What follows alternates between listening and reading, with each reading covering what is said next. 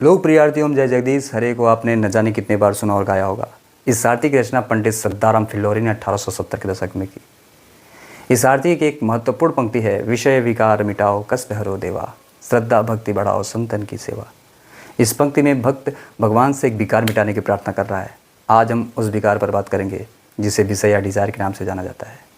यह विषय नाम का विकार इतना घातक है, इतना घातक परिणाम देने वाला है, जिसे सुनकर आप हैरान और परेशान हो जाएंगे।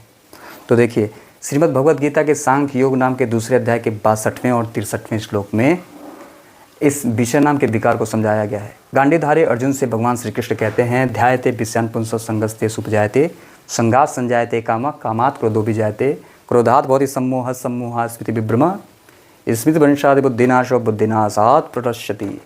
अर्थात विषयों का चिंतन करने वाले पुरुष की इन विषयों में आसक्ति हो जाती है, आसक्ति से उन विषयों की कामना उत्पन्न होती है, कामना में विघ्न पड़ने पर क्रोध उत्पन्न होता है, क्रोध से क्या होता है, क्रोध निर्णय लेने की क्षमता को छीड़ कर देता है और जिसके कारण स्मृति में भ्रम हो जाता है।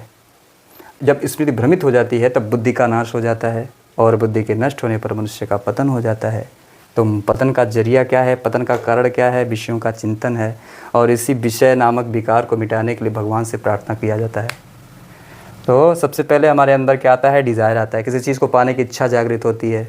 जब इच्छा जागृत होती है तो धीरे धीरे आसक्त हो जाते हैं हम उसको पाने के लिए और कामना उत्पन्न होती है। कामना ना पूरा होने पर क्रोध उत्पन्न होता है। क्रोधी व्यक्ति हमेशा मूर्खता करता है।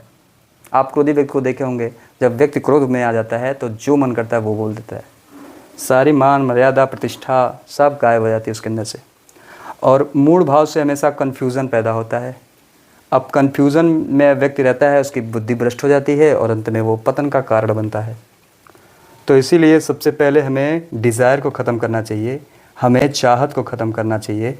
इसीलिए रहीमदास खान खाना ने एक दोहे में कहा है, चाह गई चिंता मटी मनुआ बेपरवाह, जिनको कुछ नहीं चाहिए वो शाहन के शाह, जिनको कुछ नहीं चाहिए वो बादशाहों के बादशाह होते हैं। इसीलिए सबसे पहले अगर कुछ ख़त्म करना है तो इस डिज़ायर को ख़त्म करिए अपने जीवन से, फिर देखिए कमाल। देखने के लिए बहुत धन्यवाद।